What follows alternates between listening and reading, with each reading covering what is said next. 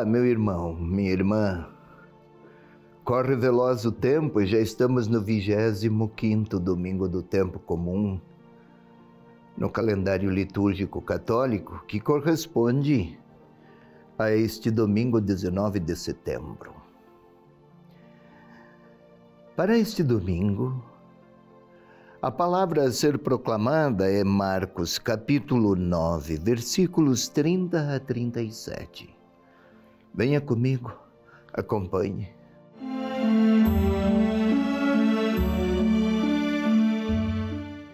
Tendo partido dali, caminhava através da Galileia, mas não queria que ninguém soubesse, pois ensinava os seus discípulos. Ele lhes dizia: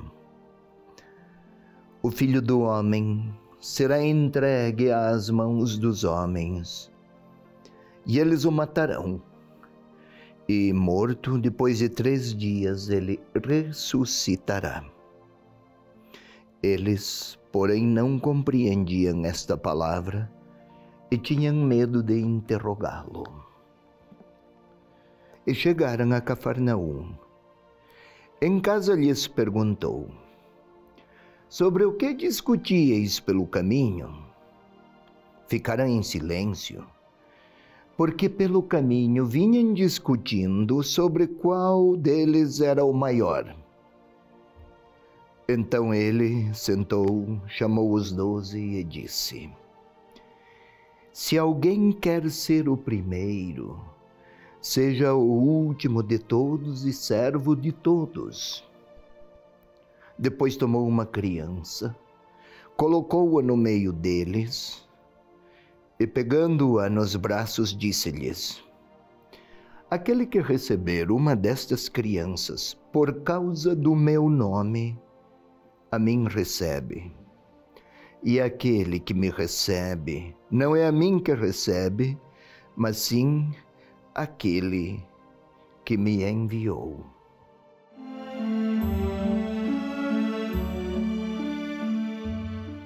É esta a palavra do Evangelho deste 25º domingo do tempo comum. Vamos lá, meu irmão, minha irmã. Tendo partido dali. Dali onde? Lembra que Jesus estivera em Cesareia de Filipe, aquela pergunta: quem dizem os homens que eu sou? Retornaram de Cesareia e houve a transfiguração.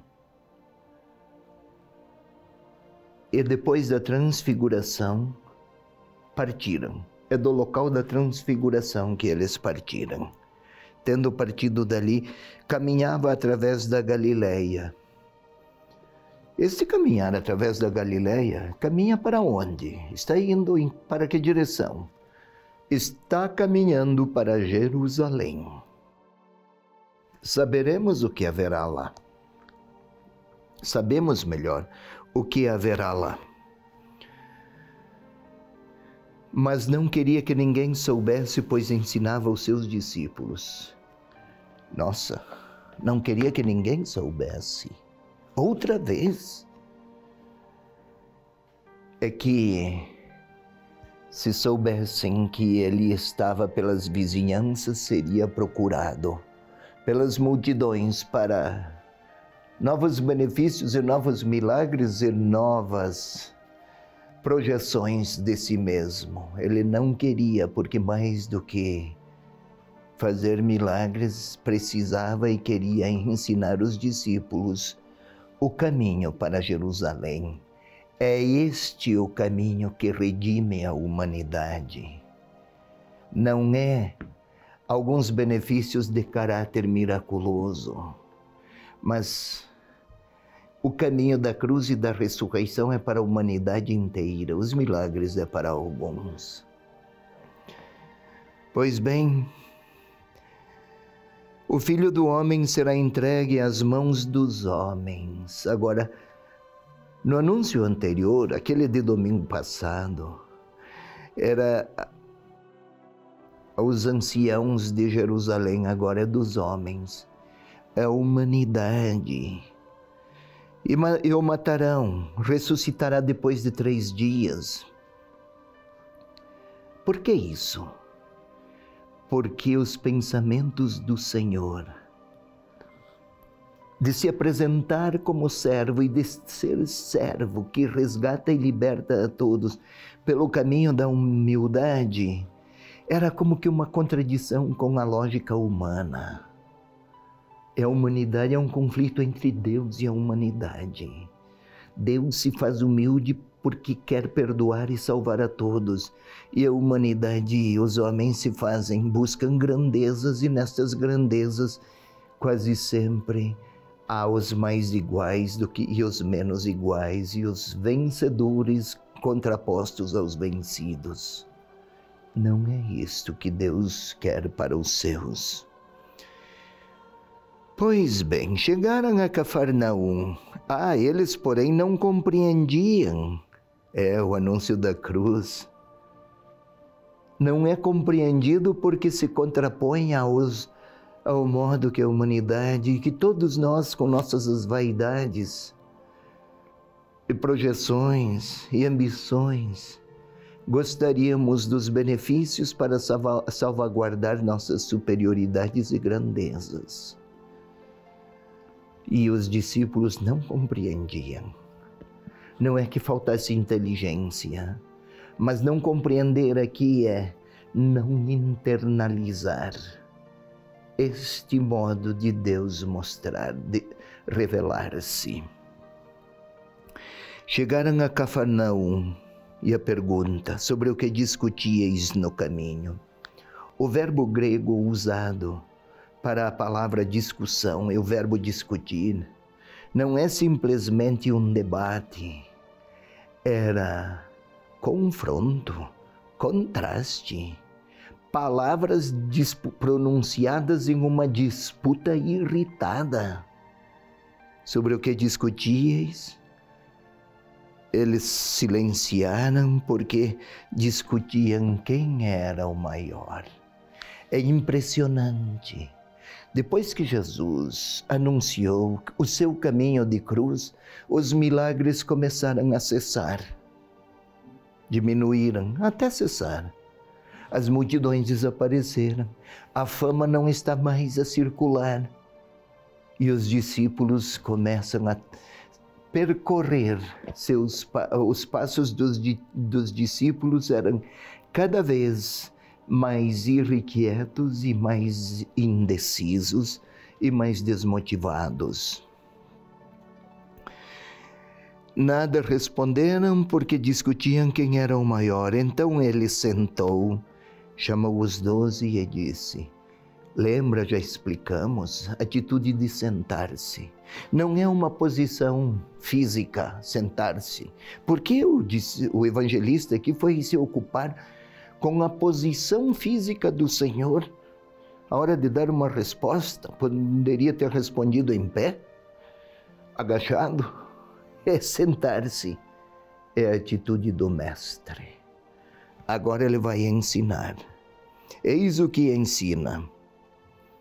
Chamou os 12. Chamar. O verbo chamar está ligado à vocação, recordam? Jesus passou, viu, chamou. Agora chamou os 12. Faz parte da resposta vocacional e do seguimento. Internalizar as opções que o Senhor faz aos discípulos. Não se trata apenas de um segmento de quem se ajusta e se integra a um movimento partindo de critérios exteriores. Não se trata de arregimentar-se ou de colocar-se numa posição partidarizada em favor dele, mas de integrar na própria existência o modo de ser do Senhor a quem segue.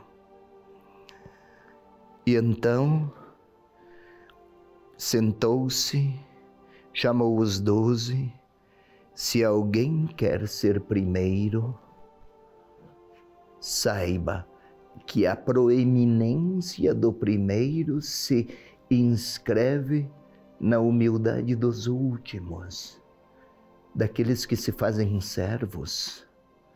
Servir com disposições fraternas os outros é a mais solene forma de afirmar a própria liberdade. Para atender às minhas vaidades, eu tenho que competir com outro, ignorar o outro. Agora, para fazer-me servo, eu preciso competir comigo e valorizar o outro. É este o sentido do caminho para Jerusalém e também da cruz. Depois tomou uma criança, colocou-a no meio deles. A criança, para a sociedade da época, era uma figura sem qualquer relevância social. Não tinha sentido, não tinha proeminência, nem projeção, nenhuma forma de prestígio. O bom judeu até orava todos os dias: muito obrigado, Senhor, porque eu não nasci mulher e porque não sou mais criança. Agora o Senhor põe uma criança no centro. O centro da comunidade de discípulos é aqueles menos relevantes. Não é simplesmente um capricho, um cenário caprichoso para criar imagens oportunistas, mas é uma indicação solene em casa de como se vivencia o discipulado. E aquele que receber uma destas crianças, por causa do meu nome, assim recebe. Quase a dizer que quem não tem atenções aos pequenos não compreendeu que está gravemente desatento também com o Senhor, o Cristo Salvador.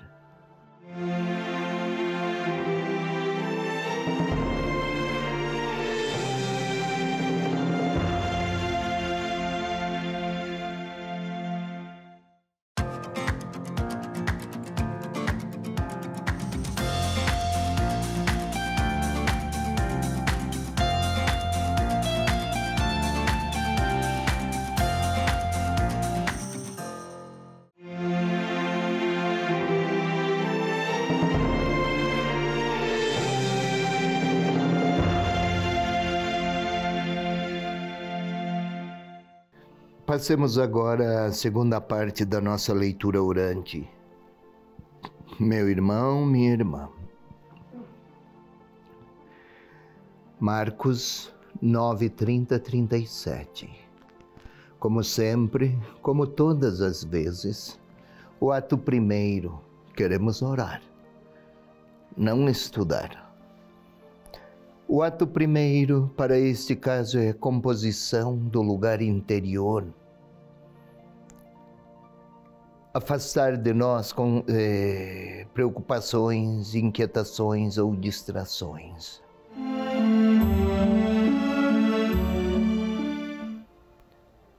Queira, pois, colocar-se numa posição que favoreça o recolhimento, a quietude,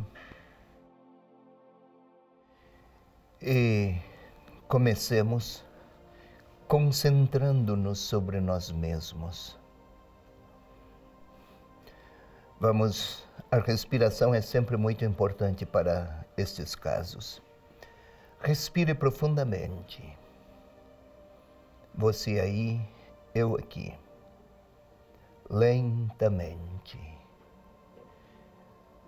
Sem qualquer pressa e sem qualquer outra observação, senão tentar sentir o ar que impregna nossas narinas e chega aos nossos pulmões. Ainda para que nos concentremos, mantenhamos-nos concentrados. Sempre ajuda com os olhos fechados, tentar sentir alguma parte do corpo. Podemos sentir o coração a bater, a pulsar. Aqui é preciso muito silêncio e aguçar a atenção sobre as pulsações do coração em nosso peito. Tente sentir os seus pulmões impregnados, inflados de ar. Depois, eles se recolhem. O ar vem para fora e novamente. Os pulmões se inflam. E esse movimento começou desde o nosso nascimento e não parou nunca. É a vida que se renova em nós. Agora, concentrados, vamos pedir ao Espírito Santo que venha orar conosco, ou que seja o Espírito de Deus a orar em nós. Vinde, Espírito Santo, enchei os corações dos vossos fiéis e acendei neles a chama do vosso amor. Enviai, Senhor, o vosso Espírito, e tudo será criado, e renovareis a face da terra. Vamos ao outro passo. Há pouco foi lido, o texto foi explicado. Agora vamos imaginar as cenas, é como se relêssemos o texto, porém com a imaginação, não com os olhos. É criar imagens daquilo que tinha sido lido e explicado. Tendo partido dali, de onde? Do lugar do monte no qual houvera a transfiguração. Tente imaginar um monte, uma montanha. Não precisa ser muito elevada, mas os discípulos se põem a caminho, o Senhor está à frente deles. Talvez estejam a percorrer um caminho menos conhecido, porque Jesus não queria que soubessem, pois que estava ensinando os discípulos. É uma região de muitas pedras. Podemos vê-los a caminhar desviando pedras. Pedriscos, pedras maiores. Em certos momentos podemos vê-los parados, talvez alguma nascente de água. Quem sabe descansam e o Senhor se põe a lhes falar. Que o Filho do Homem, em Jerusalém, será aprisionado, que vão submetê-lo a sofrimentos, que haverá a morte. Aqueles discípulos se entreolham e se perguntam, não compreendem, não entendem por que ir a Jerusalém então. Poderia até mudar de rumo, mas Jerusalém é o melhor lugar para que o Filho de Deus mostre quanto ama a humanidade. Podem até submetê-lo à morte, mas não podem impedir que ele perdoe até naquela hora. É por isso que ele vai até lá, para mostrar o amor de Deus. Mas os discípulos não compreendem porque a sua lógica e os seus pensamentos são apenas humanos. Quem sabe estão retomando o caminho. Entreolham-se e nem gostariam de seguir. Vão sem vontade, passos hesitantes. E em Cafarnaum chegaram. No caminho, e o Senhor os interroga. Vamos imaginar. O Senhor os interroga sobre a discussão, porque no caminho tinham se exaltado, tinham se irritado, estavam a se perguntar sobre quem era o maior. Agora está aparecendo quem eles realmente são. Podemos imaginar o Senhor sentado. Se alguém quer ser grande, faça-se servo. Toma uma criança, coloca-a no meio deles, toma-a nos braços. Podemos contemplar o Senhor a acariciar aquela criança nos braços. E repetir: aquele que receber uma dessas crianças, recebe a mim. Aquelas palavras do Senhor neutralizam e desautorizam quaisquer discussões sobre grandeza entre os discípulos.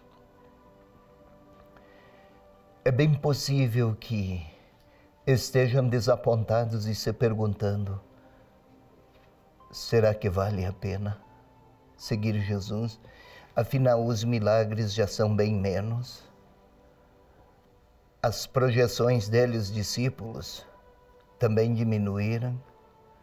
A fama não é mais a mesma. Há os que tenham dúvidas, entreolham-se e podemos vê-los a se perguntar se é o caso de continuar.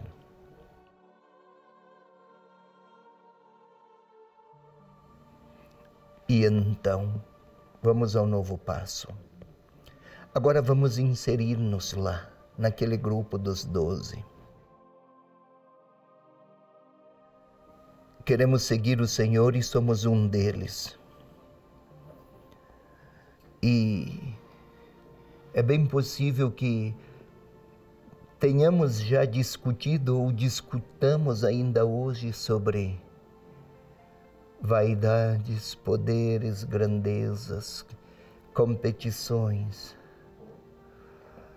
E talvez já tenha acontecido de invejas, ou desgostos, ou indignações, ou murmúrios, mas especialmente invejas surgidas de vaidades e de ambições. É bem possível que eu tenha sentido amargura porque um outro ou outra está a se destacar em algum projeto do qual queria eu ser o protagonista. Talvez o Senhor olhe para mim, quase a reconhecer aquelas críticas que eu já pronunciei contra A, B ou C. Não porque tinha muito sentido o objetivo, mas porque não é como eu queria e ocupa um lugar que eu julgaria meu. E talvez o Senhor esteja a olhar para mim e a perguntar: por quê? Por que ando amargurado, contrariado, mal-humorado com A, com B ou com C? Acaso estou indignado porque outros também são capazes de fazer o bem? Talvez o Senhor queira me chamar a sentar-me ao lado dele. Talvez esteja a me chamar. É bem possível que ele tenha alguém muito humilde e muito pobre ao seu lado. Uma criança, ou então, não, nem criança, mas uma pessoa irrelevante. E ele está a dizer: se alguém quer ser maior, está dizendo para mim, olhando com muito respeito para os meus olhos: se quer grandeza, faça-se pequeno. Volte-se para estes pequenos que não têm importância na sociedade em que você vive. E ele olha para mim e fala com respeito, mas com clareza: E agora é a hora de eu falar para o Senhor. Aquelas pessoas que eu não tenho em nenhum apreço, talvez as inveje, ou então aqueles e aquelas que eu desprezo, ou por quem nunca tenho a menor disposição de dar atenções. Um idoso, uma idosa, uns pobres, pessoas que talvez mais me irritem do que me completam. E o Senhor é bem possível que a tenha nos braços e gostaria que eu dela me aproximasse. Eu sei até o nome daqueles de quem sinto aversões viscerais. O Senhor gostaria que eu fosse até lá e passasse a estimar quem mais me custa aceitar. O que vou dizer ao Senhor, que está a me olhar, é hora da minha palavra, da minha oração.